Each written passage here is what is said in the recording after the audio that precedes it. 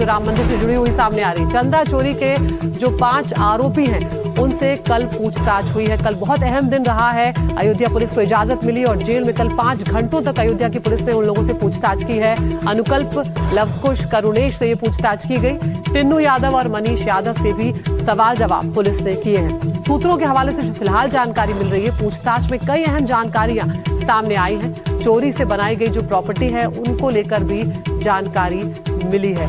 तो माना यह जा रहा है कि ये पूछताछ का सिलसिला आगे भी जारी रह सकता है, लेकिन कल भी लंबी पूछताछ 5 घंटों की हुई है चढ़ावे को लेकर, क्योंकि यहाँ पर पुलिस ये समझने की कोशिश जरूर कर रही है कि आखिर इस सब के पीछे क्या कोई मास्टरमाइंड है या फिर ये एक संगठित रूप से किया गया अपराध है। तो चढ़ावा चोरी कांड में हर दिन नए खुलासों की बाढ़ आ रही है। अब चढ़ावा कांड में एक गर्लफ्रेंड का कनेक्शन भी यहाँ पर सामने आ गया। साथ ही जेल के अंदर आरोपियों के डर की बड़ी वजह भी है कि आखिर वो डरे हुए क्यों हैं, और आरोपियों को लेकर पुलिस भी कंफ्यूज नजर आ रही है। सबसे बड़ा सवाल पुलिस के सामने ये भी है कि आखिर इस पूरे मामले का मास्टरमाइंड कौन है।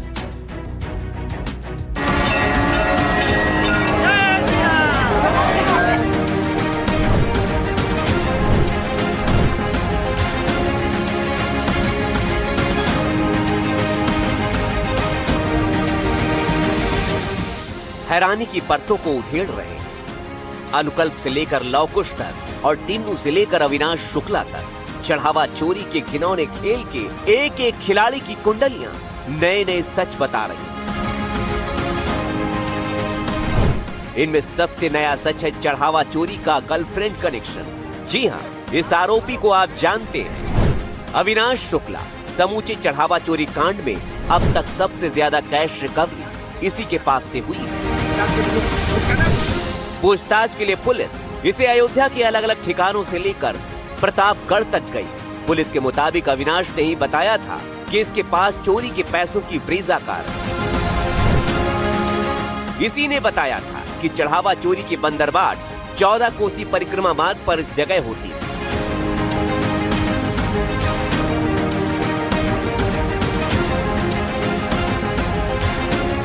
आरोपी यहां से कई किलोमीटर दूर 14 कोसी परिक्रमा मार्ग पर इकट्ठा होते थे और वहां पर पैसों की बंदरबाट करते थे।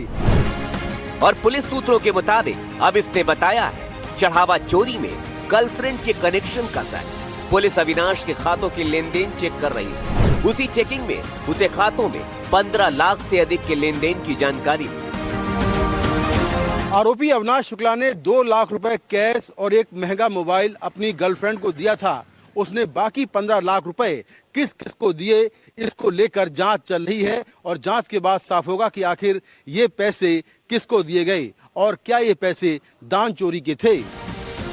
उसी जांच में आगे अविनाश ने बताया कि उसने अपनी गर्लफ्रेंड को करीब 2 लाख रुपए और महंगा मोबाइल फोन खरीद कर दिया था। पुलिस अब खंगाल रही है कि गर्लफ्रेंड को दिए गए फोन और 2 लाख रुपए की कहानी क्या चढ़ावा चोरी के पैसों से लिखी गई? क्या उन्हीं पैसों से गर्लफ्रेंड को मदद पहुंचाई गई? क्योंकि अविनाश की सैलरी 17 से 20 हजार रुपए के बीच बताई गई थी। ऐसे में क्या वो महंगा फोन और 2 लाख रुपए की सीधी मदद किसी को कर सकता है? ये बड़ा सवाल है। जांच में ये बात सामने आई कि अविनाश के भाई अभिषेक ने अविनाश को कई बार योग केंद्र में पैसे ले जाते हुए देखा। जब अभिषेक ने अविनाश से इन पैसों के बारे में पूछा तो उसने गोलमोल जवाब दिया। इसके बाद अभिषेक ने अनुकल्प से इन पैसों के बारे में पूछा। अनुकल्प ने कहा कि कई बार जजमान पैसे दे जाते हैं तो कई बार दर्शन में मदद करने के नाम पर पैसे मिल जाते हैं। उसने ये भी कहा कि इन पैसों के बारे में वो दोबारा ना पूछे। ये सिर्फ एक आरोपी के सच का कुछ हिस्सा बताया जा रहा है, लेकिन फिलहाल पुलिस के रडार पर 5 आरोपी हैं। अनुकल्प मिश्रा, लवकुश मिश्रा, टिन्नू यादव, करुणेश पांडे और मनीष यादव। इन 5 से जुड़े नए सच खंगालने के लिए पुलिस एक बार फिर अयोध्या जिला कारागार पहुंची। अब अयोध्या पुलिस की टीम यहां पहुंच चुकी है और जो 5 आरोपी हैं, 8 में से 5 आरोपी हैं, जिसमें अनुकल्प मिश्रा है, उसका बहनोई लवकुश मिश्रा है, टिन्नू यादव है, मनीष यादव है और रमा शंकर मिश्रा हैं। इन 5 लोगों से पूछताछ होनी है। पुलिस को कुछ नए सबूत मिले हैं, उन सबूतों को सामने रखकर इनसे पूछताछ होंगी और अगर पुलिस को लगता है कि पूछताछ के दौरान कोई नई बात निकलकर सामने आती है तो फिर इन आरोपियों को रिमांड पर भी लिया जाएगा और रिमांड पर लेकर इनसे पूछताछ होगी। दरअसल पुलिस ये पता लगा रही है कि इन आरोपियों ने दान के पैसे से कितनी संपत्तियां खरीदी हैं, कहां-कहां पैसा इन्वेस्ट किया है, इसके अलावा पूरी मनी ट्रेल क्या है, बैंकों में कितना बैंक बैलेंस है और साथ में क्या मंदिर में कुछ और लोगों की दान चोरी में भूमिका है। पुलिस जांच में आगे बढ़ रही है, लेकिन एक मोड़ पर आकर वो फिलहाल अटक सी गई है, कंफ्यूज हो रही है। अब तक अलग अलग आरोपी को मास्टरमाइंड बताने वाली खबरों के बीच पुलिस ये समझ नहीं पाई है कि आखिर चोरी का मास्टरमाइंड कौन है। पुलिस को चोरी की शुरुआती कड़ी की तलाश है। आरोपियों का पुराना आपराधिक रिकॉर्ड नहीं है।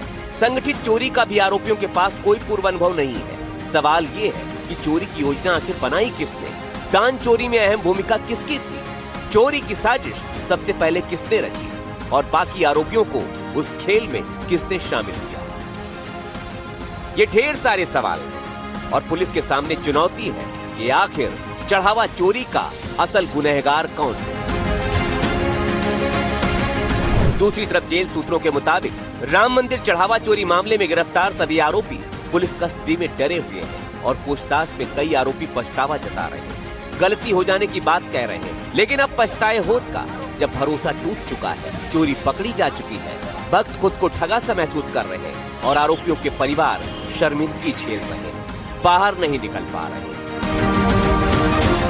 मुकेश सिंह सेंगर, रणबीर और अजय दुबे के साथ ब्यूरो रिपोर्ट, एनडीटीवी इंडिया।